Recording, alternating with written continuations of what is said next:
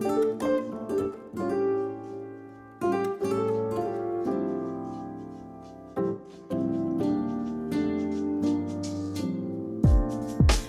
casually keep diving into concrete, so bittersweet, huh? Keep losing sleep while driving in the backseat. What's left of me? Drowning in what feels just like an ocean. Negativity is getting closer. Hard to keep the heat when it gets colder. You know, sometimes everything just gets hard. Sometimes everything just gets harder. Feeling like I'm missing some parts. Days just keep on getting much darker. Even when I'm down in the low, I remember what you were saying. Sometimes all you need is a spark. Maybe just a better kind of bitter, bitter. Lose gravity, I'm swimming in the quicksand. Up to my knees.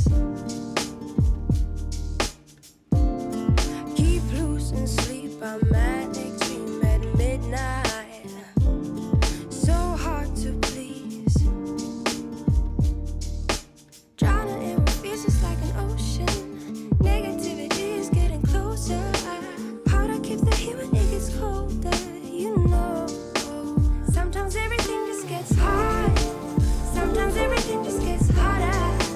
Feeling like I'm missing some parts. Days just keep on getting much darker. Even when I'm down in the low, I remember what you were saying. Sometimes all you need is a spark. Maybe just a better kind of bitter, bitter, bitter, bitter, bitter, bitter, bitter,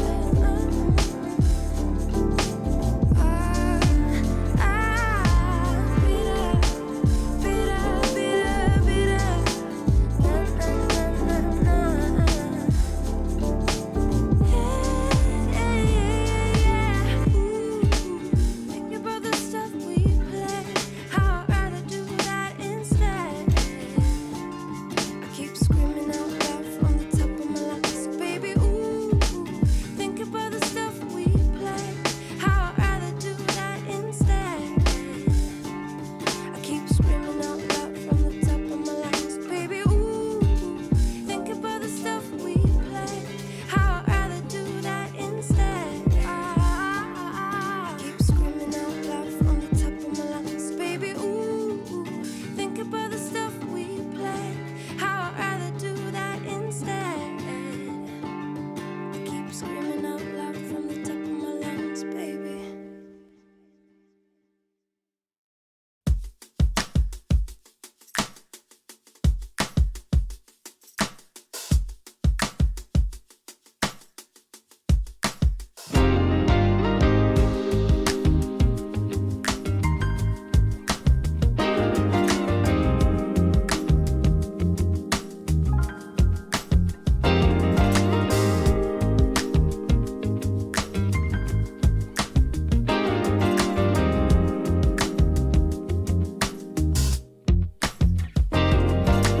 Say that you will change the way you walk, the way you talk, the way you wear your hair. Change the way you dress, the way you kiss, everything, 'cause you are scared that I might leave you. Well, why should I leave you? Baby, please don't talk to me that way. Don't talk to me that way. 'Cause I think you're perfect for me, just the way you are. And I don't ever want to leave you. Baby, don't you talk to me that way. Yeah, yeah, yeah.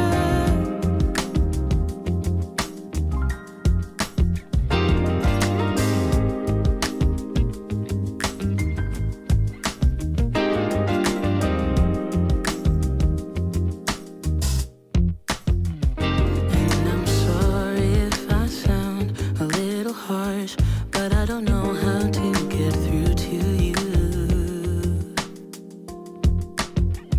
Because you don't seem to know that you are everything a girl could dream of.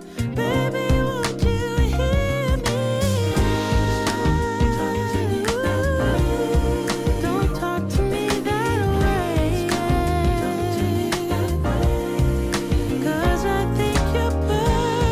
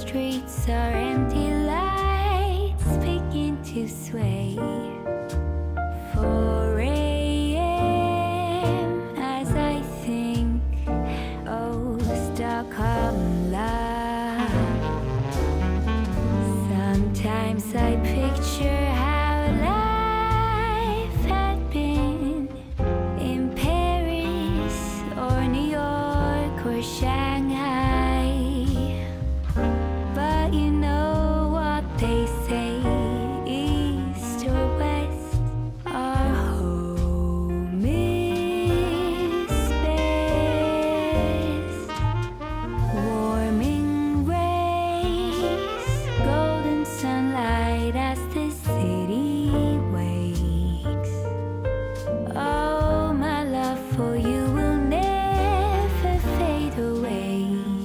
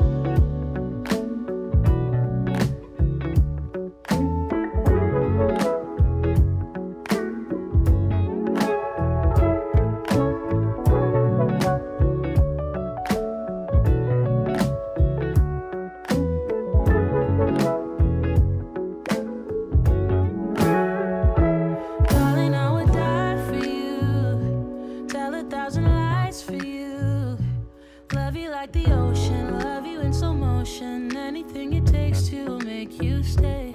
But I can't rely on you. Doesn't matter what I do. You say you need a time. I think you mean a buyout. Cause it's pretty clear you're on your way out.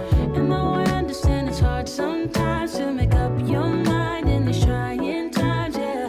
I just can't accept you leaving me when I'm overseas with the heart so heavy. Think that I deserve the truth for once, not a guilty tone, cause you're not alone, yeah. You said you wanna come home, but I know you don't. So this time I won't hear it on the phone. If you got something to say to me, then say it to my face. What it's all about, why you're bailing out. Think you owe me an apology. Just say it to my face. You're sorry. You're so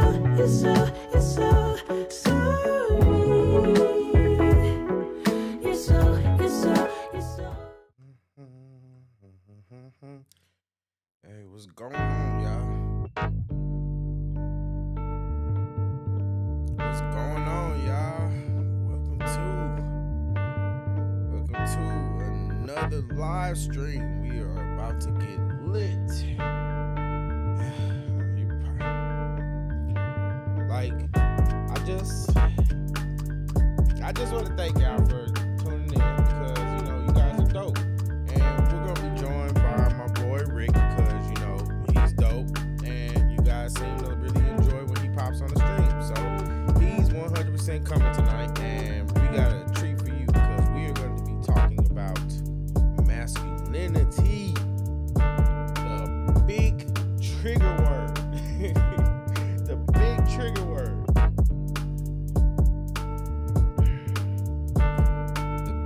Trigger word, masculinity. And I want to know, why does everybody have such a big problem with masculinity?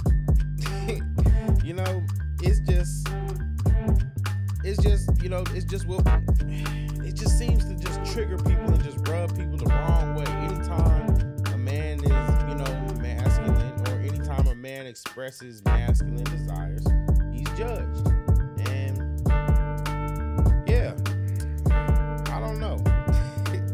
I just want to have a conversation about it because the stereotypes that people have about masculinity, we know that in this day and age they really become dangerous, and it's just something that we gotta learn how to deal with. But before that, I'm gonna be honest. I also want to talk a little bit about this Fannie Willis, Nathan Wade, and just give a short update because I wanna do a stream and I'm gonna actually react to this guy going back on the stand. But spoiler alert, the judge actually made Terrence Bradley get back on the stand. He made Terrence Bradley get back on the stand, and Terrence Bradley basically I mean, if you couldn't look any worse, it's just, oh my goodness gracious. It's just bad. It's just bad. And I keep talking about this situation because it highlights a lot of the problems that we have with the culture. And part of that is the image. Part of the problems that we have in the culture is the image. So I just, y'all, welcome to the stream. Let me know what you guys want. I can either react to the,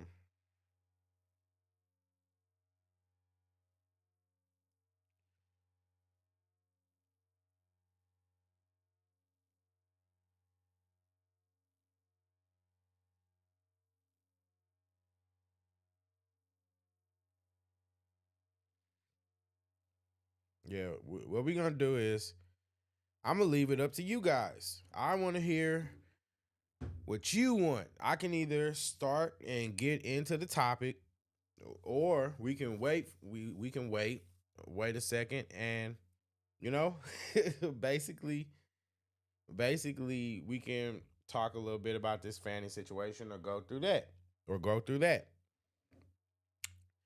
But honestly,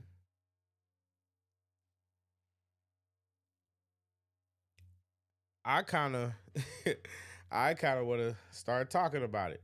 So I have a few questions that I would like to pose. And I'm going to pose those questions in about 5 minutes. We're going to take a brief intermission. Brief.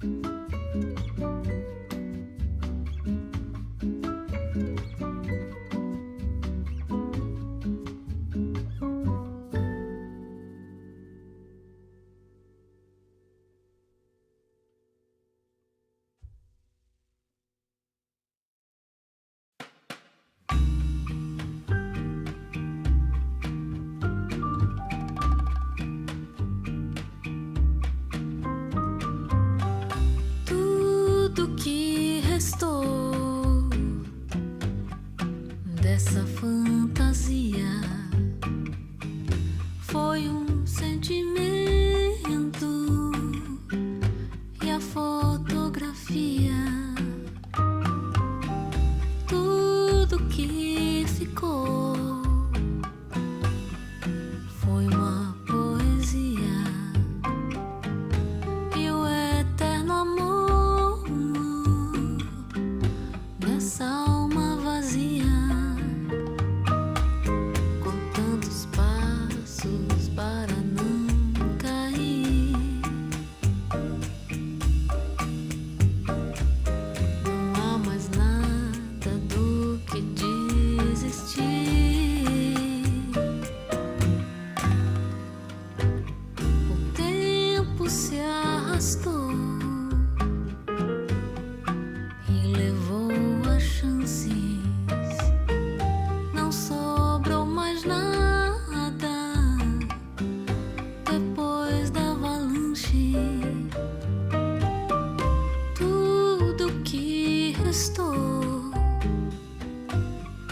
dessa fantasia. Foi sentimento e a fotografia. Tudo que ficou foi uma poesia e o eterno amor nessa alma vazia. Contando os passos para não cair. Não há mais nada do que desistir.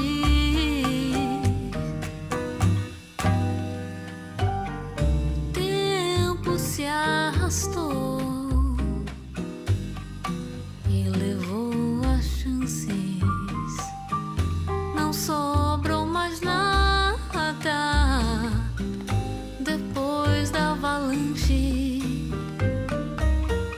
Não sobrou mais nada depois da avalanche. Não sobrou mais nada depois da avalanche.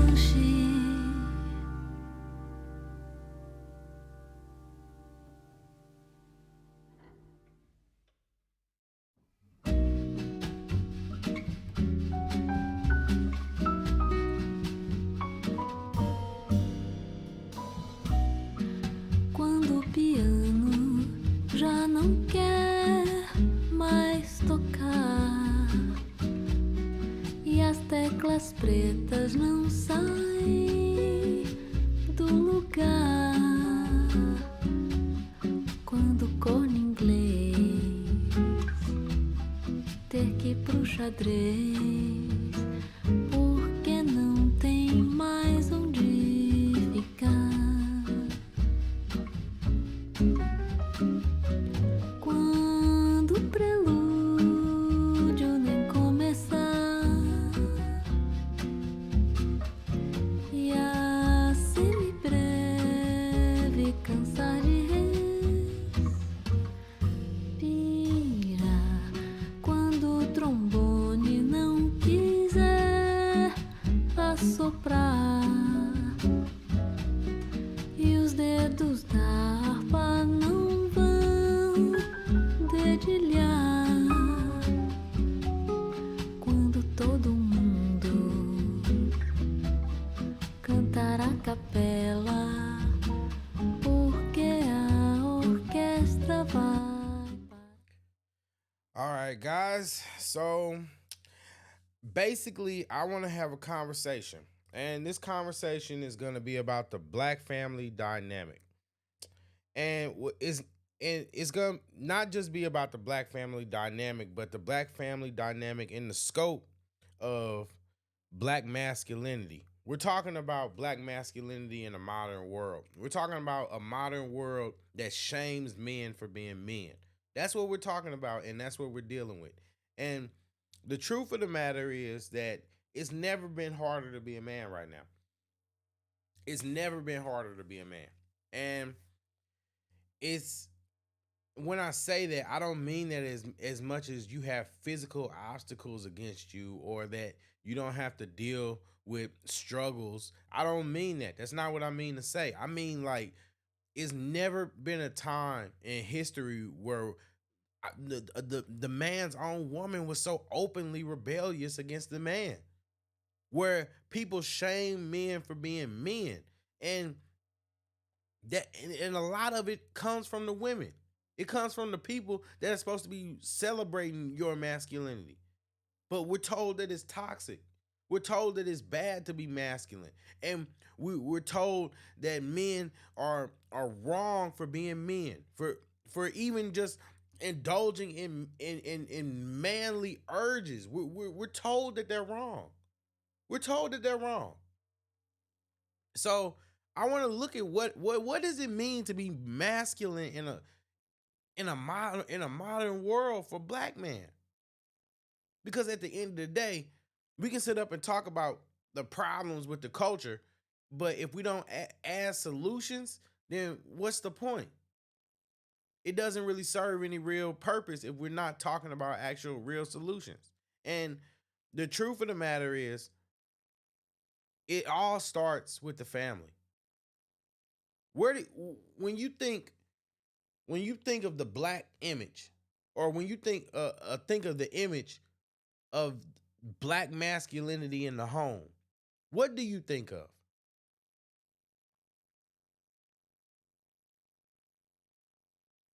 In general, you really don't see it. What do you think of? You think of the strong, independent black woman. That's what you think of. It's okay for women to be masculine, but men, we're shamed for it. Look at it. I mean, just look at it. People always want to talk about the different things that like to plague the community, and they always say, "Oh well, they locked us up. They did all this. They did all that." And I get that. I get that. But and let me know if my audio is good too. I'd appreciate it. Thank you. And but I just don't understand when we got to such a place in society where where this is okay. And to be honest, we're one of the American culture, like Western culture, is the only one of the few cultures that's embracing this ideology that men and masculinity is wrong. Nowadays, we got they're confusing everybody. They're confusing everybody. They're trying to confuse everybody. The it's it's okay to think that you're a boy or a girl. You can just decide what your gender is. All the just the rapid just pushing of LGBTQ QA, the alphabet community, just pushing so much of that out to the young children, so they're raising them up. But the one thing that they don't see is positive images of fathers. And it's not just because there aren't dads that are there. It's because men in general have been placed in a position where our masculinity is constantly under test and scrutiny, and we have to live up to unrealistic standards. And if I'm wrong about that, let me know. But the standards that you're expected to live as a modern man, like, it's just you need to there is no margin for error. Let's just say that. There is no margin for error. And what are we talking about when we're talking about families, right? Because anybody can just go and make kids, right? But we know that statistics show that children are most likely to succeed when they're raised in a stable two-parent household, which for most people, that means in the confines of a stable marriage. It means seeing a husband and a wife. There are practical reasons to get married outside of just religion. Just because I believe that doesn't mean that I don't also acknowledge that there are a lot more risks for men and a lot more benefits for women when we're talking about marriage. Now, a lot of people don't understand having traditional values. And as somebody who has adopted traditional values, I've learned, because you don't see it. You don't see it. Unless you go looking for it, you don't see it every day. And the people that do have traditional values, they're laughed at. They're shamed. You don't grow up thinking that it's cool to marry a person, to get married young and actually fight and work to keep that marriage working, and not just give up and just throw in the towel the minute something goes bad.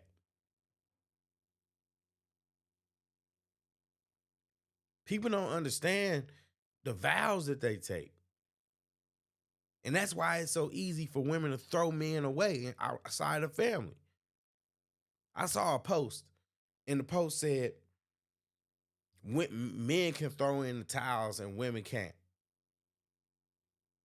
But then, why is it that when you look at single parents, single parent homes, why is it that the women need help more likely to need help with their children than single fathers? Why is it that single mothers struggle and single fathers don't share the same struggle? It's just not the same.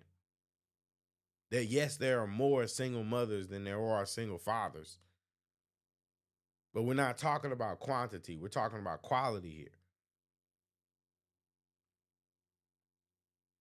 Who's more effective? Who's more necessary? That goes to show you, you need both parents. You need both parents. That is the ideal situation. But we can't sit here and act like men don't play a vital role. And the reason I believe that a lot of men can't be fathers or can't be proper, even men just in general, is because they don't have that example. Well, guess what? They have to get the example from somewhere.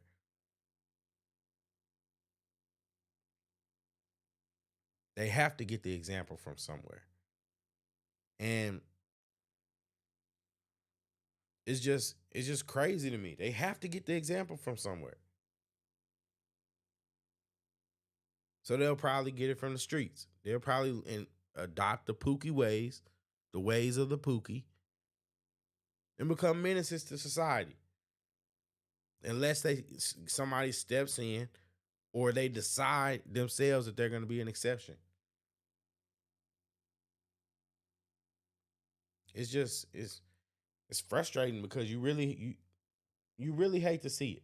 You really hate to see it. But back back to the point. I just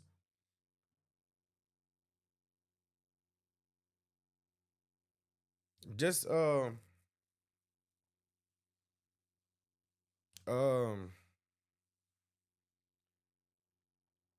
I I think that when we're talking about the family, right?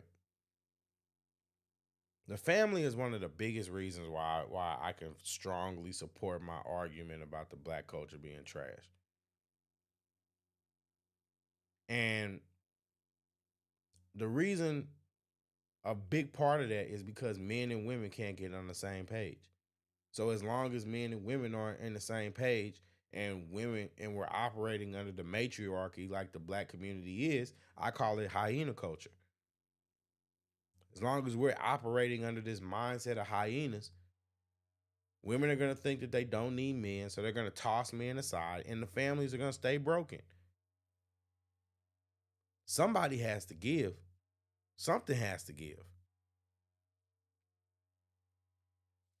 Something has to give. Let me know if I'm off on that. Let me know.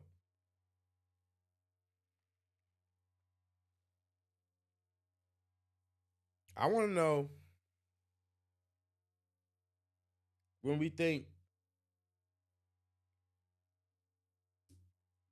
about the portrayal of the black family in media, for instance. Let's look at the portrayal of the black family in media. When you see, when you go on TV, what do you see? You either see single mothers struggling, and then a man having to come in and step in and like play stepdad savior. Nothing wrong with that. Do what you got. Like, there's nothing wrong with that. I'm not saying that to say that there's something wrong with that. What I'm saying that to say is this is the image that is portrayed. Or they some super religious folks, and those are the married people, and they just married, but they miserable. But it's like you can't tell that they love each other.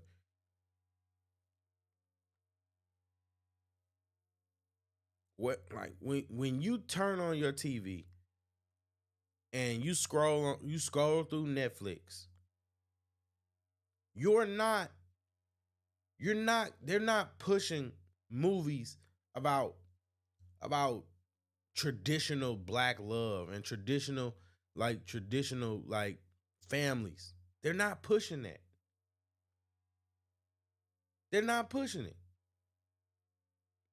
When you get on social media, you don't hear about that.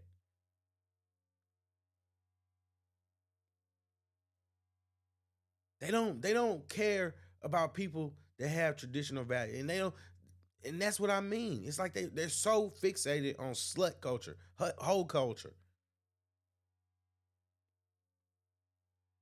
They're so fixated.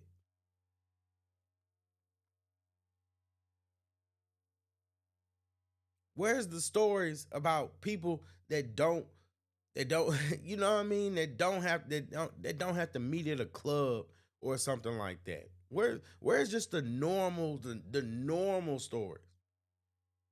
Where the normal people? I just I don't understand it.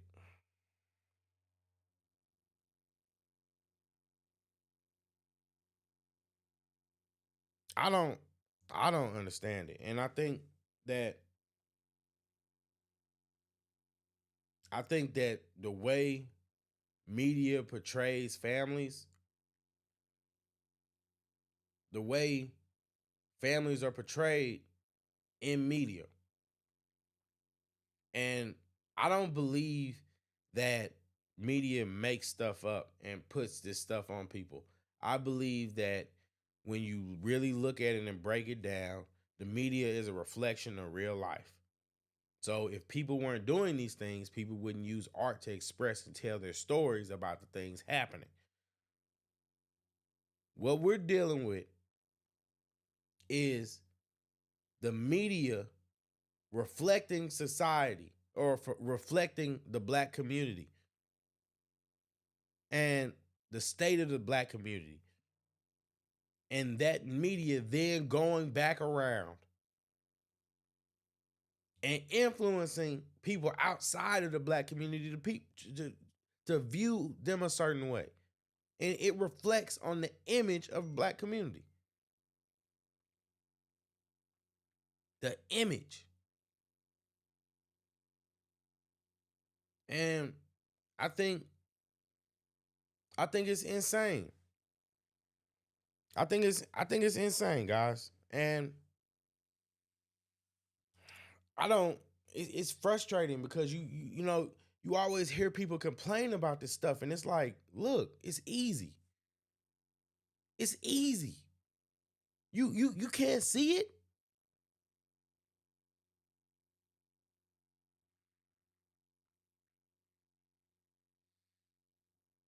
The black the black family structure is absolutely crucial.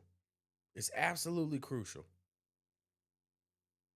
It's 100% necessary for us to do the things that we need to do in order to move forward. It all begins in the home because guess what? If you can't fix your house, then you're not going to be able to move forward. Not going to be able to move forward. And it's sad. It's sad. Then I want then we're going to talk about black masculinity and vulnerability. And I got confirmation that, Rick is going to be back. He's going to be up here. So definitely tune in and stick around for that because he's going to be up here. So I think that well, before I go into this, I'm sorry, guys. I need another intermission real quick. I'll be right back.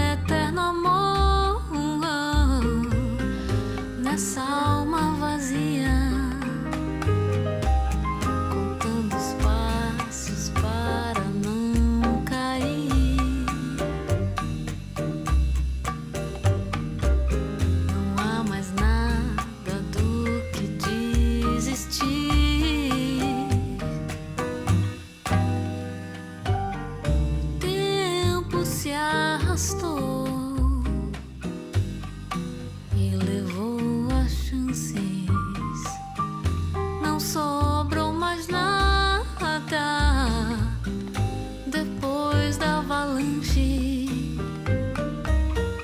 Não sobrou mais nada depois da avalanche. Não sobrou mais nada depois da avalanche.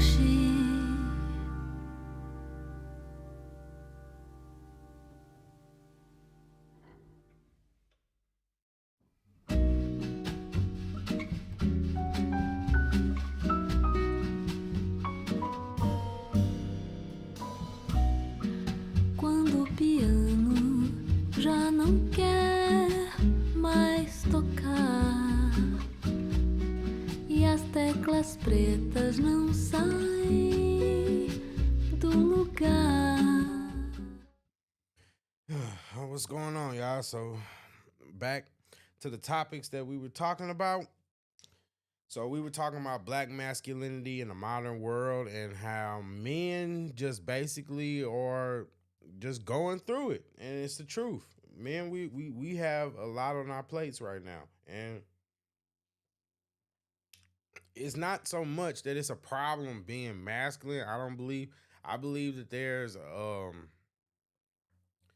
it's the disdain that people have for masculinity and the fact that people literally will shame you for just being what you are, for just being a man, for having the thoughts of a man, for carrying yourself like a man, for oh, he's too aggressive, oh, he's too strong-willed, oh, he overtalks people, oh, he does all that and all that. And they have all this to say when in reality, it's nothing wrong with you being a man. That's just you're just being you. You're being you, and it's sad because like Western culture is the only culture that will sit up and shame men for being what they are. You don't see that in Africa. You don't see that in Japan. You don't see that in China. You don't see that anywhere else in the world. Damn sure don't see it in Russia.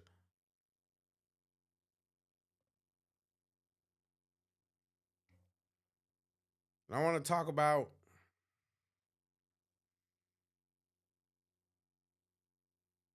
the vulnerability. Like the men can't we don't have any outlets or any like anywhere to be really vulnerable, really. I don't see it because you always hear people saying, well, you know, if you can't open up to your woman or you should never open up to your woman. And I fall on the latter. I don't believe that if you should open up to women like that. I don't do it at your detriment.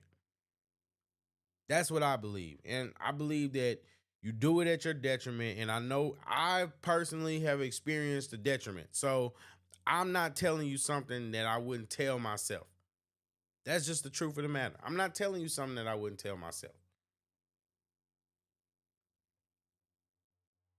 I think that it's hard trying to be tough and strong all the time when there's really no place that you can really be safe where you can let yourself just be you. It just isn't.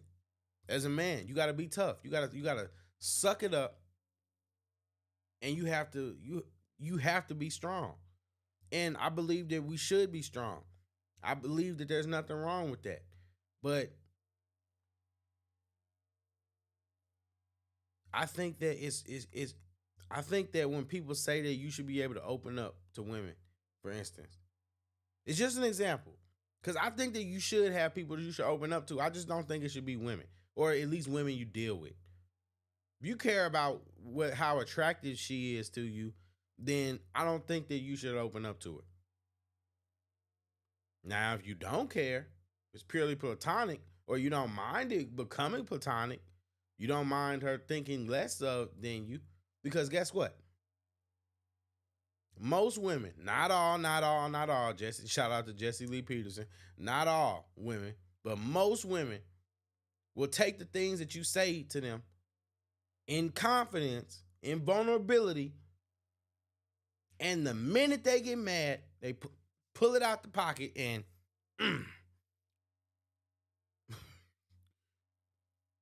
you just like that because your dad never loved you.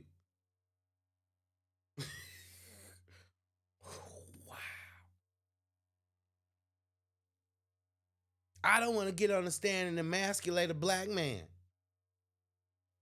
Shout out to Fannie Willis.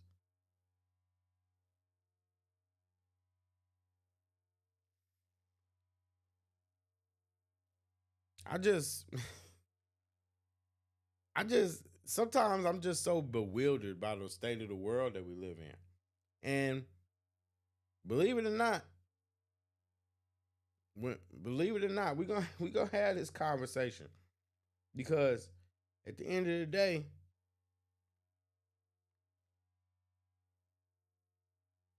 what are we dealing with? What are we dealing with here? And the last thing that I really want to talk about is men's role in family and society. Because at the end of the day, that's the main point of discussion. And it might seem like I'm just blazing through this. And to be honest, I am. But that's because I'm going to have a guest. And when he comes up, we're going to go through these things and we're going to discuss them in a conversation. But I just want to give you guys my thoughts so that you know where I'm coming from, because I like to always give a backstory, because sometimes I can say some pretty outlandish things that unless you hear the backstory, you'll never be able to really understand. Like me just saying black culture is trash, unless you're a person that subscribes to that belief, or you understand or you listen to where I'm coming from, you probably just think I'm just trying to trigger people. And at the end of the day, I don't try to trigger people. I just don't run from it. There's a difference. I don't run from triggering people. If it happens, it happens. It's collateral damage. And I will step into the fire, Elmo fire, hands raised, and all. But guess what? That's not my intention. I'm not out here trying to hurt nobody's feelings or anything like that. But the truth has to be told. The truth will be told on this platform. And yes, I adjust how I would say things to abide by the rules of the guidelines. But one thing you never have to worry about when you're watching J Red Unfiltered, you never have to worry about that he's saying an opinion that he doesn't believe from the bottom of his heart with conviction. I might make light of it. I might joke about it. But at the end of the day, this is not a game to me. It's not a game. I'm really saying how I feel. And I'm really getting on camera saying how I feel. That's why even with the critics and the people that have a problem with me, especially with this Fannie Willis and the black culture is trash. All of those detractors and all of those people with a problem with me, they won't cam up. They won't cam up. And that's the truth of the matter. Cam up. Cam up. It's easy. It's easy. It's much better to have a conversation. Then there are people that genuinely show love. And I see it. And I appreciate it. And y'all don't even be knowing sometimes. When life just be lifing. But sometimes the stuff that y'all say in the comment section can really help somebody get through their day. It's just, yeah, I'm grateful for it. Even for y'all that are watching right now, I'm grateful for you. Thank you. I appreciate you. Like seriously. Because at the end of the day, all I want to do is just have conversations. Generate thought-provoking conversations. I'm not the most articulate. I'm not the most eloquent guy. I'm not Kevin Samuels. I'm not trying to be. You know what I mean? But I can have conversations.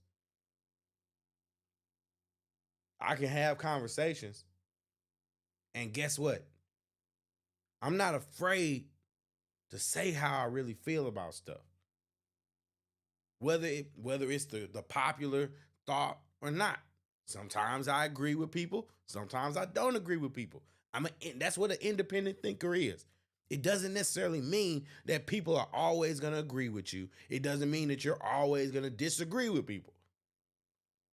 Sometimes it just means that you just formulate your own thoughts. It just means that you don't need other people to form your opinions. And that's why I believe that the people that really rock out with me. And I appreciate it. I don't believe that it's just because I rag on black culture. I don't believe that. And I do. I do. But there's a reason why. Because if we sit here and pretend and everybody else is living in Wakanda land, just la la land, then guess what? How are we going to progress? How are we going to progress as a society? And part of that is men. We have to speak up about stuff. We have to genuinely speak up about issues that are important to men. Men have to be not unapologetic about standing up for themselves. Because at the end of the day, nobody else is standing up for us. Who's going to stand up for Nathan Wade as he's been betrayed, thrown under the bus? Who's going to stand up for people like him? Don't stand up for him because he did the dirt. He did the dirt. Don't stand up for him.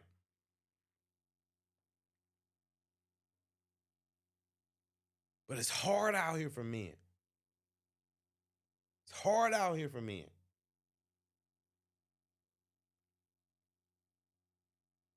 But men are so crucial to society. Men are still held responsible for the failure of the culture. Men are still held responsible for the failure of the culture, even though they're not even the ones in charge, running it or dictating it. That's how much power men have.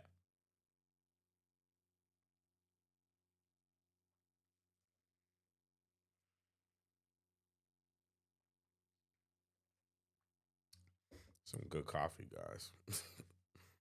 That's how much power men have. And I just think it's really interesting. I think it's really interesting. Really interesting. I appreciate the like. Thank you. Thank you, seriously. And it's hard. What are you supposed to do? What are you supposed to do when the weight of the world is on your shoulders and you're literally blamed for things that are outside of your control? Because look, let's just be real. Fannie Willis isn't the only hyena out there. There are a lot of women like her. And you're expected to deal with that, to protect that. Put your life on the line for that. I don't think that this is not the way it's supposed to be. It's not the way it's supposed to be. And it's just the truth of the matter. I don't think we can sit there and put all the earnest, because there's always those guys that, you always hear them. That, oh, men just are weak now. We just supposed to be doing this. And yes, there are a lot of weak men now. I'm going to tell the truth. There are a lot of weak feminine men now. But guess what? The way to combat that isn't by discrediting and shaming men for being men. You should be encouraging men to be men. That way, they weed out the weak men, the feminine men. Men rub off on other men. Men are necessary to society. Men have civilized the world so much that women can get to enjoy it and think that they run things. Think that they're equal. And when I say equal, I don't mean equal in value. I mean equal in responsibility, equal in power, equal in strength, equal in physicality. That's what I mean.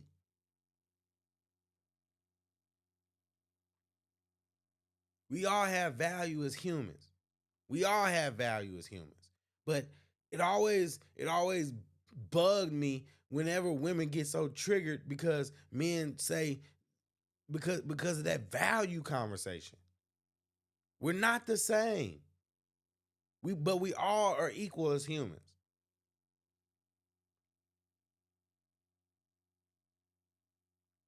But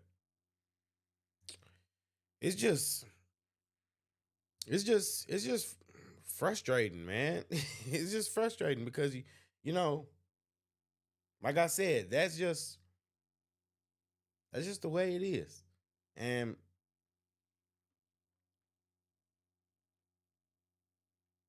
I want to know. I want to know, guys. I'd love to hear your input on this. I'd love to hear how you guys feel. And I love, like I said, we got a guest coming, but I'd love to know what you guys think because, you guys hear me rant all the time. I like to I want to actually hear what you guys think and what you guys got to say. So.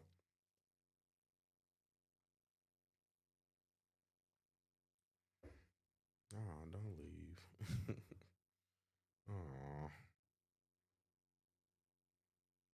Well,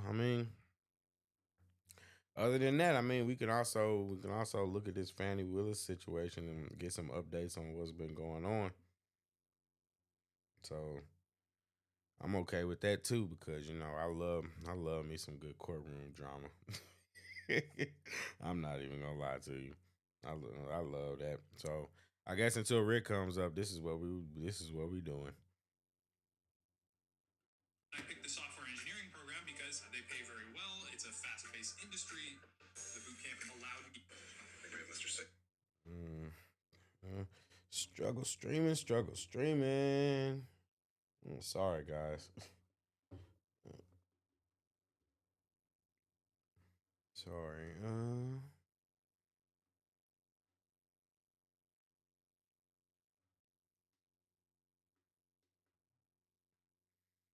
Yeah. There we go.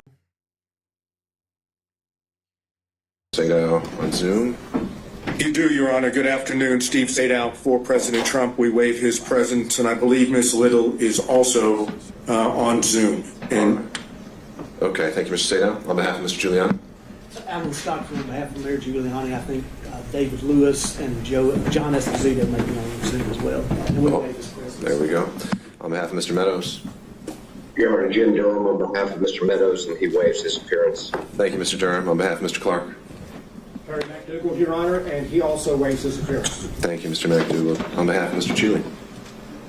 Good afternoon, Your Honor. Richard Rice, President Court, Chris Anulowitz is on Zoom, and Mr. Chile waives his presence. Thank you. On behalf of Mr. Roman.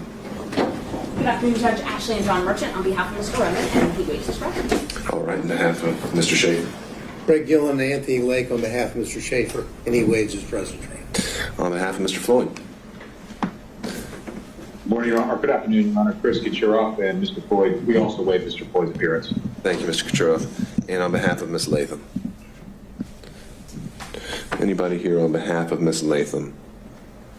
All right, I know before we'd had Mr. Cromwell, and I had not heard anything from him. I don't know if any other parties have as well. But I believe Mr. Cromwell is in a deposition in South Georgia. That's all I know. All right. There's a Zoom participant, Mr. Cromwell. Looked like he joined. Okay, that's helpful to know. Mr. Cromwell, can you hear us?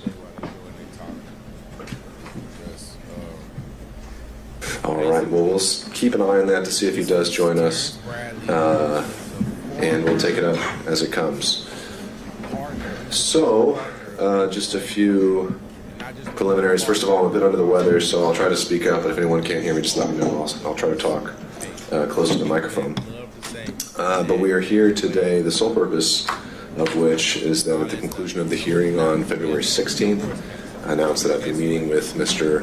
Bradley in camera to assess the validity of his assertion of attorney-client privilege. I've now been able to do that, and I also allowed Mr. Wade the opportunity to weigh in and respond as well. And after considering the testimony, not only in camera, but also what came out at the hearing, I found that neither Mr. Wade nor Mr. Bradley had met their burden of establishing that the attorney-client privilege applied, specifically as it relates to Mr. Bradley's knowledge of any relationship that existed between Ms. Willis and Mr. Wade, and particularly that it wasn't established that his specific knowledge came about in furtherance of legal advice. Let me know if you can hear the video good, please. I'd appreciate it. Thank you. So, having made that determination, I didn't see any other choice but to allow the parties to have an opportunity to explore that topic with him.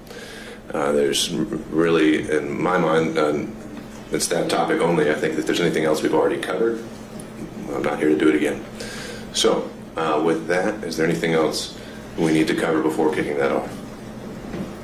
Just Mr. Wade, he's still a potential witness. So he still needs to be approved. We'll continue. Mr. Rabanne? I believe Mr. Wade was released from his subpoena when we concluded his testimony at the last hearing. So unless he's been re-subpoenaed, and I have no knowledge of that, he has every right to be present. Sure. I think procedurally that would be accurate. And so at this point I don't see a means where he would need to be recalled. And but if it is, then that is something you can take up. All right. Mr. Bradley, through his attorney, informed me that he would be here today in person. I don't see him in the gallery. Do we know if he's out in the hallway? Yes, Your Honor. Okay. All right. If we could call for Mr. Bradley. All right, guys, they're bringing them in. Okay. Look at him. Look at that suit. Look at him. Look at him. Nice check pattern suit. Navy burgundy tie. Okay. Look at him. Look at him, guys. Look at the suit. Look at him. He's a dirtbag, but he can wear a suit. Judge, would it be permissible to sit in the jury box? That's fine. Thank you. All right, Mr. Bradley, Deputy Scott will swear you in again.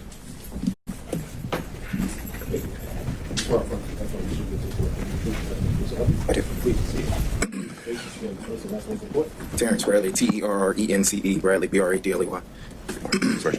Thank you, Judge.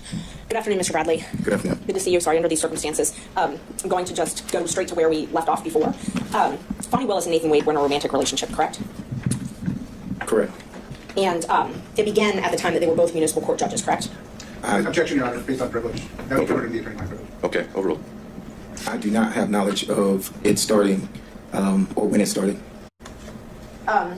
Terrence, you told me that it started when they were both municipal court judges, though, correct? That is incorrect. You never confirmed in writing that it was, instead of magistrate court, it was in municipal court judge when they started dating? If you're speaking of the text message, you can go to that text message and you can read that text message, and I will explain the text message to you. But you and I did not have a conversation about when it started. You asked a compound question of magistrate court versus, you said it was magistrate court municipal you said magistrate court conference, I'm sorry. And then you asked another question. I said no, municipal court, nothing else. I'm referring to a different conversation. I asked you, do you think it started before she hired him? And I'm going to object. This was covered in the previous hearing where Mr. Bradley said he had no personal knowledge of the exact text that Ms.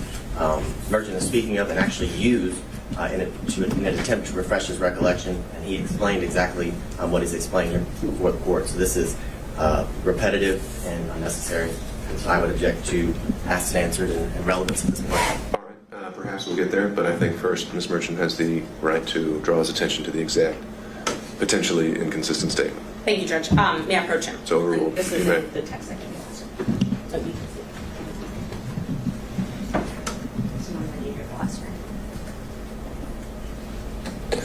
And for purposes of the record, I believe Ms. Merchant, you tendered, was it the entire text chain as an exhibit? I only tendered a few of the texts, but I did give the state their courtesy copies last time of the exhibits. Was this one tendered? This one was not tendered. All right. And I'm happy to tender it. We'll just take it as it comes. Whatever you We're need. at, I think we're at 39. I will wait to mark it, but I think we're at 39. May I approach it? You may.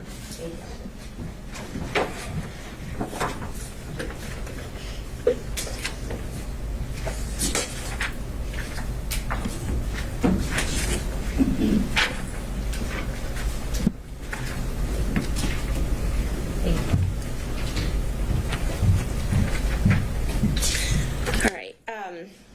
So, Terrence, do you remember telling me that it started when she left the DA's office and was a judge in South Fulton? I see the message there, but I don't recall. I do see that message, but I do not recall. You don't recall texting this? I look back at my text messages through that we've had.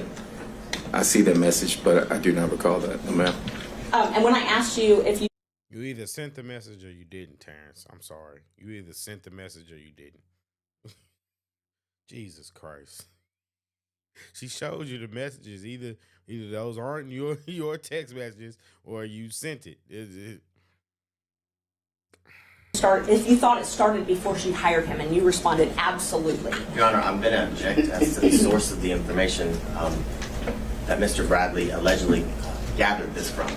There's been absolutely no foundation, and based on the arguments of the last hearing, that a lot of this is based on gossip, innuendo, assumption, and privileged information. And at this point, Ms. Merchant has not provided a foundation as to how Mr. Bradley would have any information that she keeps referring to. All right. I think that's... Go ahead, Ms. Merchant. I didn't ask him about the source of the information. And under Rule 621, I can impeach him with any inconsistent facts. This is an inconsistent fact. I can impeach him with any contrary facts. Sure. This is a Why would contrary it fact. be a relevant impeachment if he actually has no personal knowledge of this? If he doesn't. Sure. So I think you have to lay that foundation then, so that'll be sustained. Do you remember telling me that it began? Well, that doesn't address the... No, not. I was just asking if you remember telling me as opposed to the text. Sure. Do you remember telling me that it began? Well, no, and then you're going into the substance of it. Guys, it sounds like Terrence was pillow talking. Terrence is pillow talking to this woman. And look at her. She's not that bad looking. I mean, she looked better than Fanny. So, I mean, like, come on. Well, maybe I shouldn't say that. Bad, Justin. Bad, Jay. Which we haven't determined whether he actually knows or how he knows.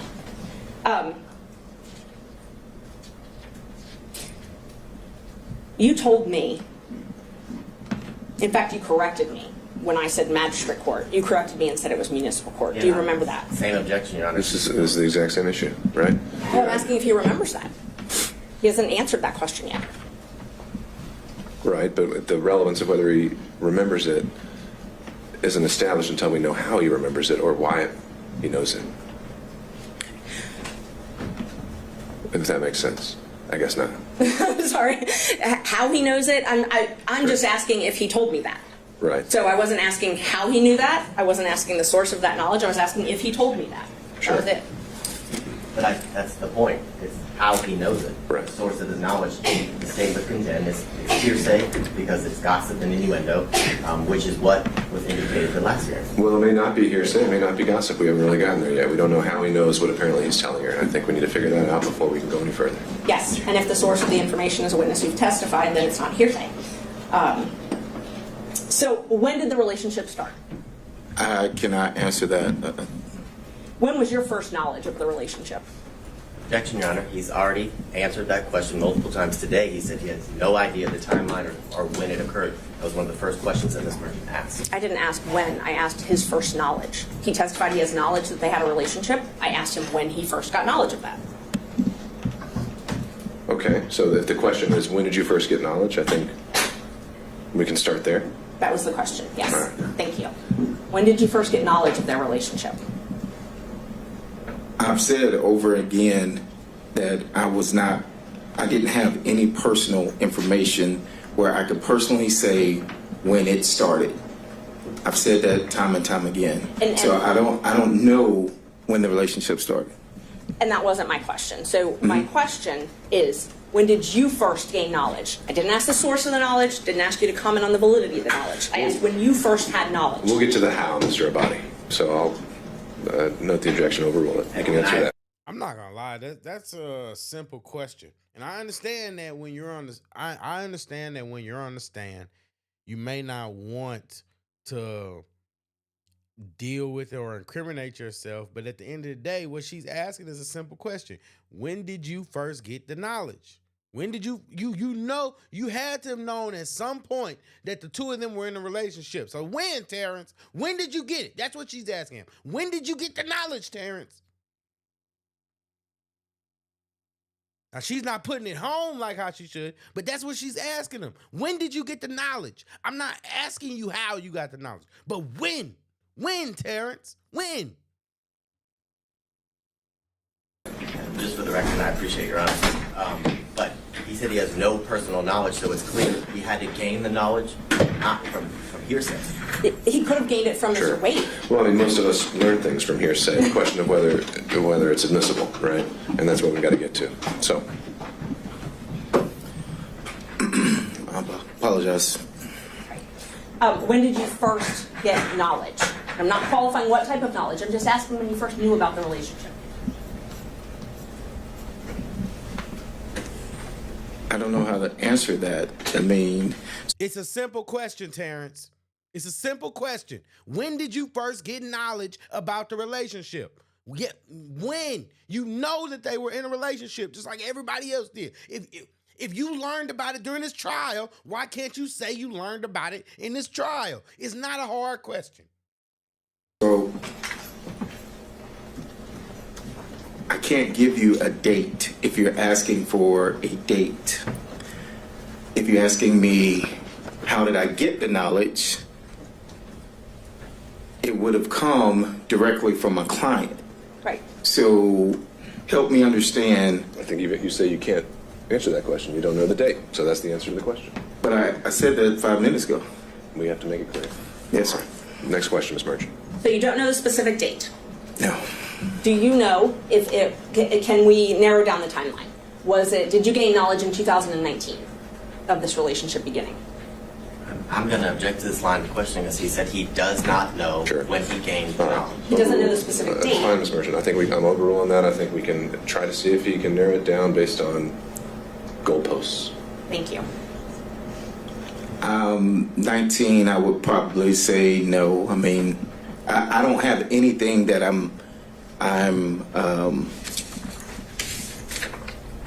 there wasn't a specific date. There wasn't a football game. There wasn't something that I can attribute to him telling me whatever. And so you're asking for a date, you're asking for a year, it's still a date. And at this time, I am telling you that I do not have the date. Let's try this then. So you received a contract from Ms. Willis January 2021, correct? Can I see the? Yes, I think so. Exhibits are, I think, okay. I think if it was from the exhibits, I think it was 21, yes. And I don't want to belabor the point, but you did those Yes. when you were here before. Yes. If those documents that you looked at last time Yes. said January 2022, that's okay. 21. I'm sorry, 21, you're right, thank And you. it was, I think, renewed in 22. It was, yes. So the contract date was that we have in the record is January 25th, 2022. So using that date, at that point, had they begun their romantic relationship? Of 2022. January 25th, 2022. 2021, I'm sorry. When you got your first contract? I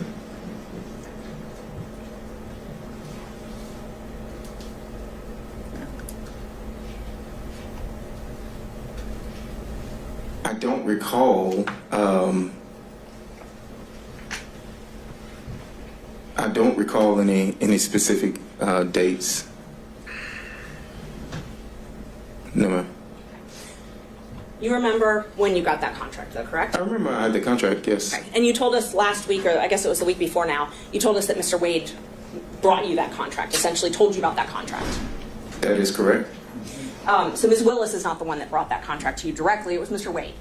That is correct. At that point in time, they were already engaged in a relationship, though, I'm correct? going to object, Your I Honor. can't say that. Characterization of what Mr. Bradley just said. He just said he does not remember. There's nothing specific. He doesn't remember the exact date. I think the question now is to reference it or tie it to maybe some other event that he might remember. I agree with Your Honor. She asked that specific question. He said he does not remember any specific dates after signing the contract. That's exactly what he just said. This is asked and answered. I know, and we're getting to the end of it. So, Ms. Merchant, you don't have much more to pull on here, but he answered that last question, so what's your next one? And Judge, I didn't hear the answer if they were in a relationship January 25th, 2021. Mr. Bradley, do you recall the question? I recall the question, and I can't tell you accurately whether or not they were in a relationship at the time. You asked me about him bringing me a contract. I said he did bring me a contract, and that is accurate. Do you remember knowing Ms. Willis prior to her taking office as the DA? I had very little contact with Ms. Willis. I knew her through my business of coming down to Fulton, if that's what you're asking. Yes. You knew her through the business. So you had met her prior to your contract. I'm going to object to relevance at this point as to why we're here today. Sure. Judge, he doesn't remember much of anything right now, and so I'm trying to create a timeline to hopefully piece this together. All right, well, I'm not seeing really the likelihood that that's going to have any success. I'll let you ask a few more questions, but if he doesn't have a date, then I don't know that you're going to be able to create one today. Okay, thank you.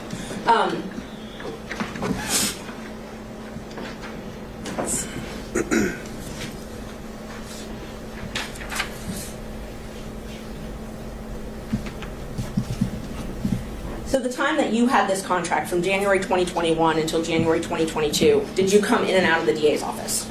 Yes. Okay, and so were you able to witness Mr. Wade and Ms. Willis interact during that time? I'm going to object. This has been asked and answered. It was addressed at the last hearing about Mr. Bradley's access to and from a specific room to pick up files.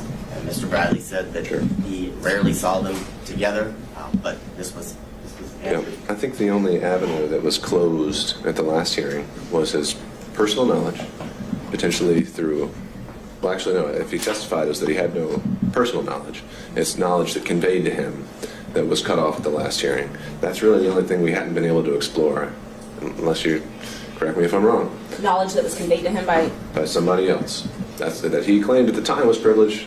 I found that it's not. That's what we're here to explore. Okay.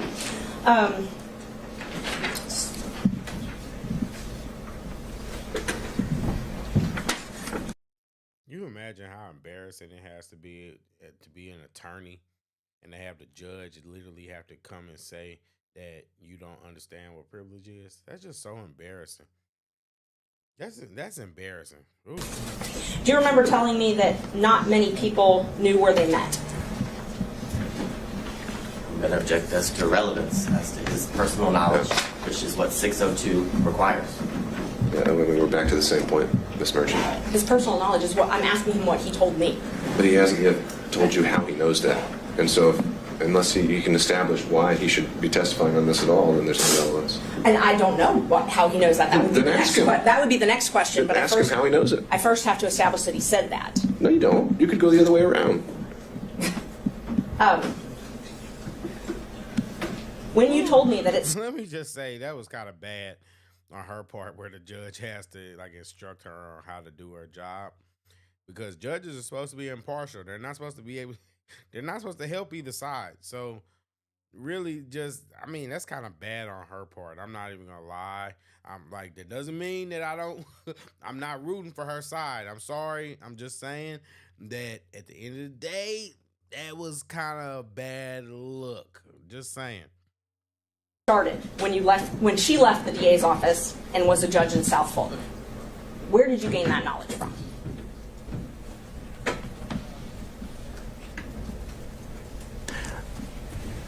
Well, I'm going to object, because his testimony a few minutes ago is that he did not recall making that statement. All right, I'll overrule that. Mr. Bradley, answer the question if you can. Repeat the question. When you told me that their relationship started when she left the DA's office and was a judge in South Fulton, where did you obtain that knowledge from?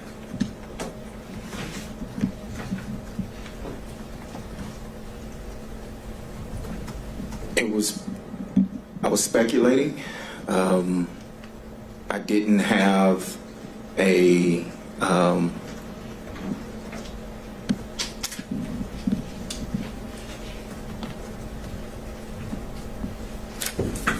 one told me I was speculating. No one told you that? No one told me that. You were speculating based on things that had been told to you or things you had observed? So I'm going to object as to the nature of this line of questioning, because the witness has made it clear he was speculating as to how or what he knew. And if it's speculation, it's inadmissible for this court. All right, but the motivations for his reason for speculating would be admissible, so I'll overrule that. Thank you, Judge. Was this speculation, when you told me that, was that based on things that had been told to you and things that you had witnessed? You nailing it down. When you told me this, when you told me this, golly, Nathan, was it worth it? I never witnessed anything. So, it was speculation. I can't tell you anything specific, if that's what you're asking. You can't tell me anything specific as to why you speculated about that? No, this was... I can tell you why he probably speculated about that. Because he was bitter because he got fired from it, or he got kicked out of his firm because he couldn't keep his hands to himself. Couldn't take no for an answer, I guess. And at the end of the day, accusations are important. Accusations mean something. It doesn't mean you've been guilty, because I'm a firm believer, and I don't believe in subscribe to that believe all women. You know, the idea that everybody that has an accusation against them is true. But they had those women in court. I'm just saying. He was probably bitter. Was probably bitter. However many years ago. I mean, I don't recall, but no, I don't. Did you have any reason to lie?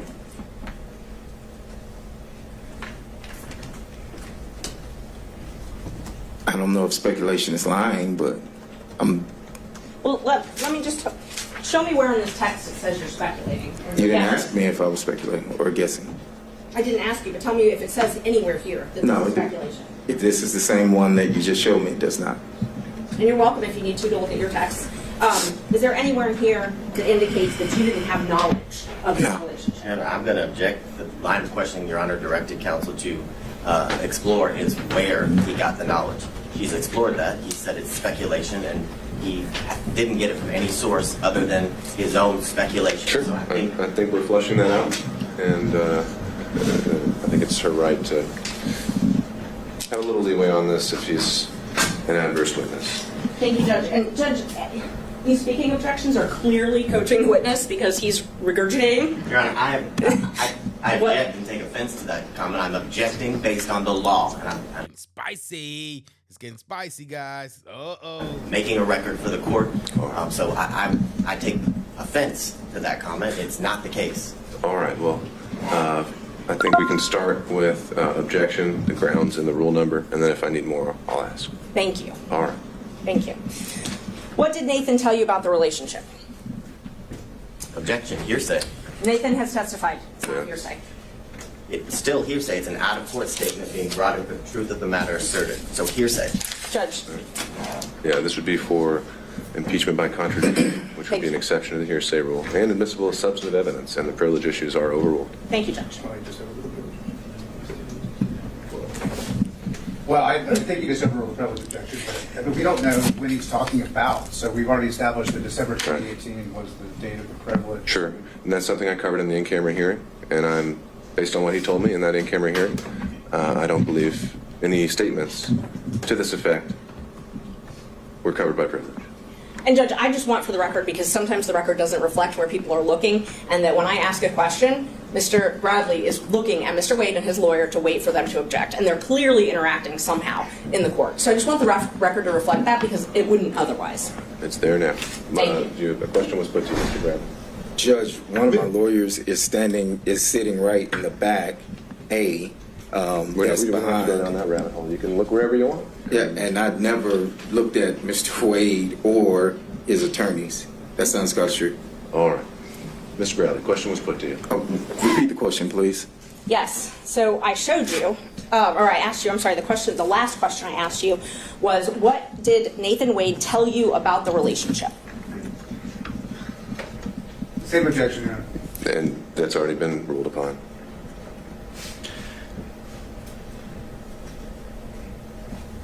I recall him stating that at some point they were dating. I can't tell you what date that was. It was made in confidence. We were in the back of our office. Our offices were the only two in the back. There was no one else present. That is all I can tell you at this time. One time? One time. You only had a conversation with him one time about the relationship? Objection. Asked and answered. No, I think that's clarify for a thorough sitting cross. Ms. Merchant. I do not recall any other time that he mentioned that they were in a relationship. No. You may not. Okay. So you talked about this one time, and you said you don't know when it was, though, correct? That is correct. Was it before Mr. Wade, before you got the contract in Fulton County? Let's start with that. I do not recall. Okay. And how did it come up? Say again? How did it come up? I do not recall how it came up. It was in the back. I know where it occurred. In our offices in the back. I can't tell you what we were discussing prior to that. Okay. Did you receive an email from me on January 6th with a motion attached? I think I did, yes. Yes, I know I received I don't know if the date is January 6th, but yes, I received that. Okay. Yes. So you remember receiving that? Yes. The date, okay. And you reviewed it, and then you and I spoke about it? You recall that?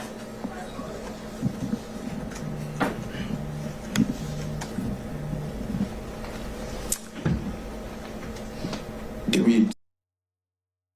Guys, he's pillow talking with her.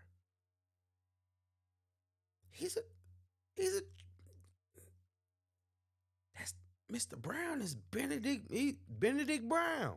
Look at him. He look like Mr. Brown. Don't look. I don't talk about people and all that kind of stuff. It's not what I do. But look at him. The guy looks like Mr. Brown. Okay, he looks like Mr. Brown, and he's been pillow talking with this woman. Pillow talking. He probably was trying to bang her. Speak over the phone, or are you saying through a text? That's what I'm asking you. I can't remember whether it was text to phone or. But you recall us speaking, one way or another? One way or another, yes. Okay. And where I was trying to confirm the facts in that filing. I think I remember there was a line of about the accuracy of how much money that my office, the law office of Terrence A. Bradley, have received, and whether or not that was going to be in the motion or not. Now, one thing I will say about both Terrence and Nathan, though, he definitely, Terrence, he was looking a little rough the first time, but he definitely stepped his suit game up. But when it comes to Nathan Wade, Nathan got some nice suits. I'm not even gonna lie to you. Them guys can dress. It's the truth. Well, there wasn't a discrepancy. I had kept that out, but you asked me to put that back in, correct? I recall you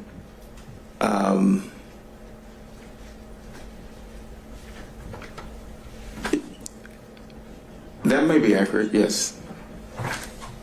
And you thought, because you thought it might be suspicious if you were left out of the motion. No, I think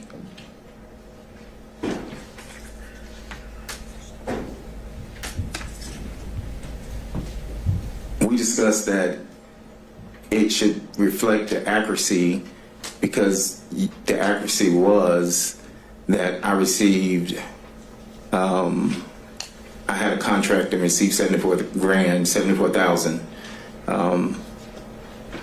And I think you had put in there that Mr. Campbell had received a certain amount, and then you also had put in there that Mr. Wade had received a certain amount. But there was not anything in there originally, and I said that it needed to be accurate. I needed to be accurate as far as that I had received 74,000. That's correct. Because you did not want anyone knowing that you had talked to me. I would object this for relevance. You bias. Overrule. I wanted you to be accurate as far as the accuracy of our message or your filing. Okay, so that was your interest was in accuracy of the file. I didn't reach out to you and say, send me a copy of your motion. Right. I didn't reach out to you to say that I'm going to be in your motion. Right. I asked you to review it for accuracy. For accuracy, and I just stated that it was inaccurate. And the inaccuracy that you pointed out was the thing about your salary, or how much you had made. That was the inaccuracy that I saw that jumped out, was the fact that I saw that I was left out when you had put the firm, the money wise. I did not, when I responded to that, it was for that specific reason. Okay. And I agreed I would put that back in, that section back in, and I Correct. did. I did put it back in, and I sent it to you again. I don't recall getting a second email from you now. But you were happy that I put it back in, or that I agreed to put it back in. And object this to relevance. Yeah, we need to get to more material aspects. Yes, Judge, I'm moving along, I promise.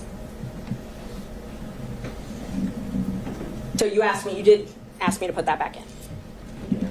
Well, and answered relevance. Yeah. Well, he didn't answer that last question, so overruled. You did, can you confirm you did ask me to put that back in, for it to be accurate? Yes, that's correct. I said that, yes. Okay. And then I asked you if everything was accurate, and you said, looks good. Correct? I recall you asking that, but the looks good was applying to the accuracy of the 74,000. That's it. Okay. So when you reviewed the motion, and you specifically pointed out that one thing that you found inaccurate, you didn't point anything else out that you found inaccurate in that motion, though, correct? No, I did not. And that motion alleged that their relationship began when Ms. Willis was in municipal court.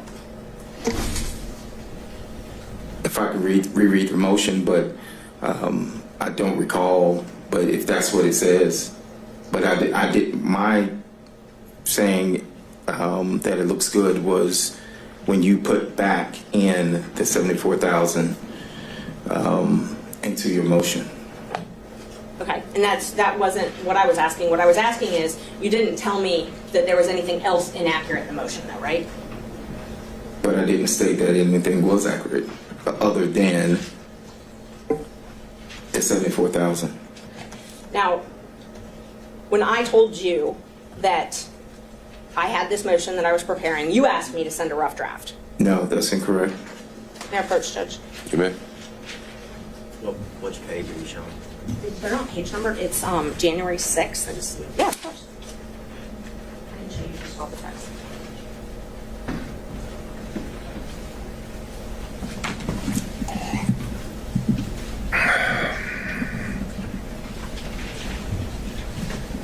Look and see if this reflects.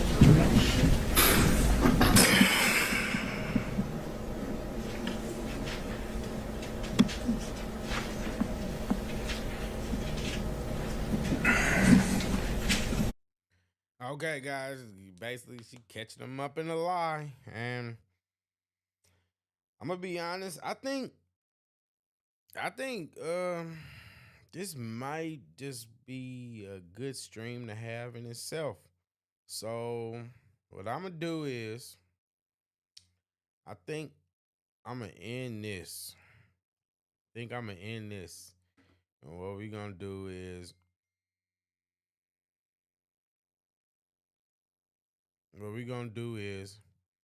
we're gonna come back, and when we come back, we're gonna have a guest, or we're gonna finish this. But either way, I hope you guys will come back and check it out, because at the end of the day, I'm doing this because I like rocking out with y'all, and I appreciate you for rocking out with me. So at the end of the day, we're gonna get through this. But you know, this guy is a character, and yeah, we're gonna go we gonna go in on this guy, because this guy is no good. But I feel like this just it's just a soap opera, man. It's a soap opera. But yeah, seriously though, I'll be back though. So appreciate you guys for watching. And yeah, like I said, I'll be back.